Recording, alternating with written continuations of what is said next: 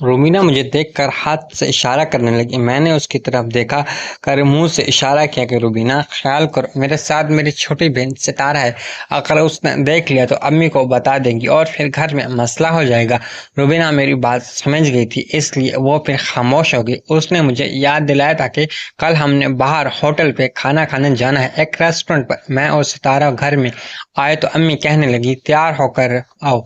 अम्मी सितारा को कहने लगी, सितारा जल्दी से तुम चेंज कर लो। और मुझे कहने लगी, माजिद तुम भी हाथ मुंह धो लो और दस्तरख्वान पे आ जाओ, मैं खाना लगा रही हूँ। मैं अपने रूम में आ गया, वॉशरूम में गया, हाथ मुंह धोकर रेडी हो गया। सितारा भी चेंज करके आ गई थी। हम तीनों दस्तरख्वान पर बैठकर खाना खाने लगी और अचानक ही अम्मी मुझसे कहने लगी, माजिद तुम्हारे अब्बा ने मुझे सऊदी अरब से कॉल की थी और वो चंद दिन बाद पाकिस्तान आ रहे हैं और उन्होंने तुम्हारी शादी के हवाले से मुझसे बात की। वो चाहते हैं कि तुम्हारी खाला की बेटी नादिया से तुम्हारी शादी पक्की कर दी जाए। मेरी खाला की बेटी नादिया भी बहुत खूबसूरत है, जो कि मुल्तान में रहती है, पंजाब में, लेकिन यहाँ मुझे रुबीना बहुत पसंद थी। मैंने कहा, अम्मी इतनी जल्दी भी क्या है? अम्मी कहने लगी कि माजिद अब तुम बड़े हो गए हो और तुम्हारी शादी की उम्र हो गई, इसलिए तुम्हारे अब्बा चाहते हैं कि जल्द अज जल्द तुम्हारे रिश्ते की बात फाइनल हो जाए। मैंने कहा, चले अब्बू को आ जाने दे, फिर उसके बाद देखते हैं। मैं खाना खाने के बाद अपने रूम में आकर लेट गया और मेरी आंख लग गई। 5 बजे अम्मी ने उठाया, कहा, माजिद उठ जाओ, मैंने चाय बनाई है, चाय पी लो। हाथ मुंह धोकर मैं अम्मी के पास आकर बैठ गया और चाय पीने लगा। अम्मी मुझे कहने लगी, बेटा अपने अपने होते हैं, अपने अगर मार भी देते हैं तो लाश को खींचकर साए में फेंक देते हैं और जो गैर होते हैं वो मारकर धूप में ही लटका देते हैं। इसलिए मैं कहती हूँ कि तुम्हारी खाला बहुत अच्छी है, मेरी बहन है, और तुम अपनी कज़न से नादिया से शादी कर लो। हमारे सामने पली बड़ी हुई है, पढ़ी लिखी भी है, शरीफ भी है और अपने घर की है। तुम उसके साथ बहुत खुश रहोगे। वैसे नादिया थी तो बहुत खूबसूरत और मुझे थोड़ी बहुत अच्छी भी लगती थी। ऐसा नहीं है कि मुझे बिल्कुल भी पसंद नहीं थी। अब मैं दिल में सोच रहा था कि यार अम्मी बात तो ठीक कर रही है, लेकिन मैं एक दफ़ा रुबीना से मिलना चाहता था। मैं चाहता था कि रुबीना के साथ मैं कुछ करके देखता हूँ वो कैसे मुझे लगती है, क्योंकि कल मैं रुबीना के साथ डेट मारने वाला था। मैंने कहा, ठीक है अम्मी, अगर आप और अब्बू समझते हैं कि नादिया मेरे लिए ठीक है तो फिर मुझे कोई एतराज़ नहीं है। मैं चाय पीने के बाद घर से बाहर रवाना हो गया और अपने दोस्तों के साथ चला गया। रात को मैं देर से घर वापस आया। अम्मी ने कहा, वगैरह तैयार हो क्या? अम्मी विस्तारा खाना खा चुकी थी। अम्मी ने कहा कि आज तुम कुछ ज्यादा नहीं लेट हो गए माजिद? मैंने कहा, अम्मी हाँ, वो बस दोस्तों के साथ बैठ गया तो वक्त का पता ही नहीं चला। अम्मी थोड़ा गुस्सा करने लगी और कहने लगी कि कल से तुम वक्त पर ही घर आ जाया करो, मैं तुम्हें इतनी देर तक बाहर ना देखूं आज के बाद। मैंने कहा, सॉरी अम्मी, आज के बाद इतना लेट कभी नहीं आऊंगा। खाना खाने के बाद मैं अपने कमरे में आकर सो गया। अभी मेरी आंख लगने ही वाली थी कि रुबीना की कॉल आ गई। तो रुबीना कहने लगी कि हाँ माजिद, याद है ना कल फिर कितने बजे चलना है? मैंने कहा, रुबीना तुम बताओ कितने बजे चलें? रुबीना कहने लगी, 2 से 4 बजे तक मैं फ्री हूँ। मैंने कहा, ठीक है, 2 बजे मैं तुम्हें कहाँ से पिक करूँ? रुबीना कहने लगी कि 4 नंबर गली में मैं आ जाऊंगी, तुम उसी गली में मुझे पिक कर लेना, ठीक है, 2 बजे। मैंने कहा, ठीक है, मैं आ जाऊंगा, और फिर कॉल काट दी और फिर मैं सो गया। आज रात को थोड़ा लेट सोया, इसलिए सुबह आंख नहीं खुली। अम्मी ने मुझे उठाया और कहा कि उठ जाओ, तैयार हो जाओ, अपनी बहन सितारा को स्कूल छोड़ के आओ। मैं तैयार होकर दस्तरख्वान पे आया, नाश्ता किया। सितारा भी मेरे साथ थी। नाश्ता करने के बाद मैं सितारा का हाथ पकड़कर उसे स्कूल छोड़ने आ गया। आज फिर मिस आमना से मुलाकात हुई। असम्बली का वक्त करीब था, इसलिए मिस आमना असम्बली में चली गई, मुझसे सलाम दुआ किया, फिर मैं वापस आ गया। मैंने अम्मी को कहा कि अम्मी, मेरा शलवार कमीज वाला व्हाइट कलर का ड्रेस प्रेस कर दें, मुझे दोस्तों के साथ कहीं जाना है बाहर। अम्मी कहने लगी कि कब तक जाओगे? सितारा को लेने कौन जाएगा? मैंने कहा, अम्मी मैं सितारा को पिक करके उसको घर छोड़ के फिर जाऊंगा दोस्तों के साथ।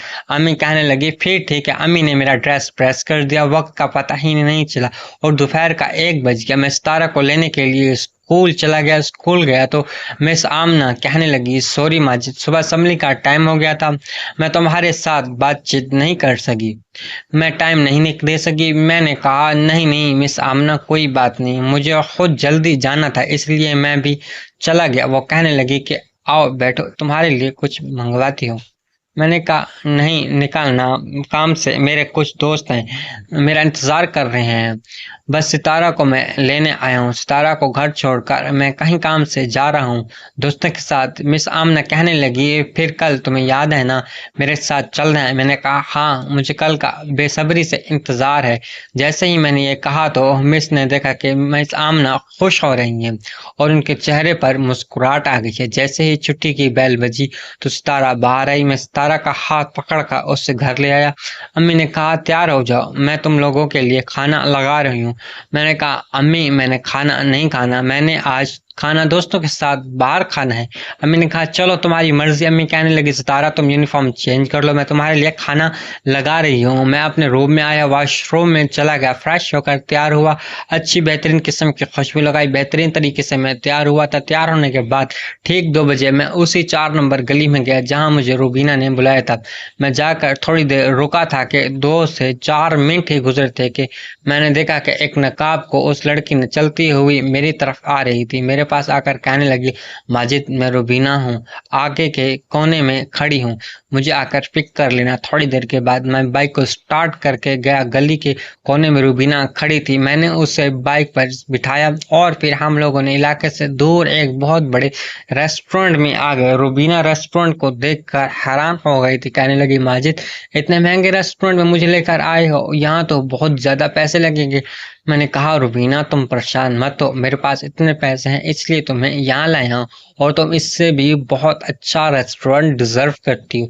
ये तो कुछ भी नहीं है, बस तुम दिल से मेरी हो जाओ, फिर देखो तुम्हें मैं कहाँ कहाँ लेके जाता हूँ। कभी ना, कहने लगी मैं आपकी ही हूँ, मरते दम तक। आपको नहीं पता मैं आपसे कितनी मोहब्बत करती हूँ। थोड़ी देर बाद हम लोग बैठे ही थे कि रेस्टोरेंट में कि वेटर भी आ गया। मैंने कहा रूबीना ऑर्डर करो, क्या खाना है। रूबीना कहने लगी माजिद आपका दिल चाहे बोल दो, मैं सब कुछ खा लेती हूँ। मैंने कहा नहीं नहीं आज ऑर्डर तुम करोगी। फिर रूबीना ने काफ़ी चीज़ें ऑर्डर की, कुछ मैंने किया। हम दोनों ने मिल बैठ कर खूब इंजॉय किया और खाना खाया। खाना खाने के बाद हम एक आइसक्रीम की शॉप पर आए, वह हमने आइसक्रीम खाई और फिर खाने जाने के बाद वक्त भी हो गया। फिर मैंने 4 बजे से थोड़ा पहले रूबीना को उसकी गली में छोड़ा और फिर मैं घर वापस आ गया। आज मैं बहुत खुश था क्योंकि मैंने रूबीना को काफ़ी दफ़ा छुआ भी था और जब मैं उससे छू रहा था तो मुझे अजीब फील हो रहा था। रूबीना थी ही इतनी खूबसूरत कि क्या बताऊं। अब बस इंतजार था तो बस रूबीना को लिटाने का। उस वक्त क्या फील होगा सोच सोच कर मुझे झटके महसूस हो रहे थे। खैर कल सुबह तो स्कूल के बाद मुझे मिस आमना के पास जाना था। बस वक्त गुजरता गया और रात हो गई। मैं सोने ही वाला था कि मिस आमना कहने लगी माजिद कल स्कूल के बाद 2 बजे मेरे घर आ जाना। मैंने कहा मिस आमना आपके घर तो आपकी फैमिली वाले होंगे ना। मिस आमना कहने लगी नहीं मेरे घर वाले कहीं चले जाएंगे इसलिए तो घर पे बुला रही हूँ, घर पे मैं अकेली होंगी। मैंने कहा मिस ठीक है। फिर मिस आमना कहने लगी कि सुबह तुम सितारा को जब छोड़ने आओ तो फिर मेरे रूम में आना थोड़ी देर। मैंने कहा ठीक है मिस और फिर मैं सो गया। सुबह उठकर तैयार हुआ और फिर अपनी छोटी बहन सितारा को स्कूल छोड़ने चला गया। स्कूल पहुंचा तो मिस आमना मेरा बेसब्री से इंतजार कर रही थी। मैंने उन्हें सलाम किया, सितारा को अंदर छोड़कर मैं मिस आमना के रूम में चला गया। मिस आमना आज बहुत खुश थी, मेरे लिए चाय मंगाई, हमने चाय पी। मिस आमना ने कहा 2 बजे तक आ जाना। मैंने कहा जी मिस मैं आ जाऊंगा, आप बेफिक्र रहें। और फिर मैं घर वापस आ गया। एक दोस्त के पास काम था, मैं उस दोस्त के पास चला गया। दोस्त से फ्री हुआ तो 1 बज रहा था। मैं सीधा स्कूल पहुंचा, सितारा को पिक किया और घर पे आया और फिर तैयारी करने लगा। खाना खाने के बाद मैं तैयार होकर मिस आमना के घर पे रवाना हो गया। थोड़ी ही देर में मिस आमना के घर पे पहुंच गया था। मैंने बेल दी तो मिस आमना ने दरवाज़ा खोला। मैंने जैसे ही मिस आमना को देखा तो मेरे तो पाँव के नीचे ज़मीन निकल गई। मिस आमना ऐसी तैयार हुई थी कि मुझे लग ही नहीं रहा था कि ये मिस आमना ही है। ग्रीन कलर का ड्रेस पहना हुआ था और खुले हुए बाल थे और हल्का हल्का मेकअप किया हुआ था। मिस आमना कयामत ढा रही थी। मैं एकदम साकत होकर गेट पर खड़ा रहा। मिस आमना ने कहा क्या हुआ माजिद।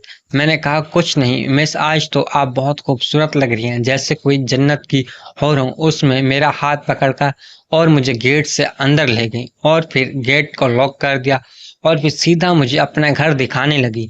घर दिखाने के बाद आखिर में मुझे अपने रूम में ले गई। उनका कमरा बहुत खूबसूरत बन। यहाँ बैठो नाजरीन, वीडियो अच्छी लगी हो तो वीडियो को लाइक कर दें, चैनल पर नए हैं तो चैनल को सब्सक्राइब कर लें और इस कहानी का अगला पार्ट देखने के लिए कमेंट बॉक्स में पार्ट नेक्स्ट लिखें।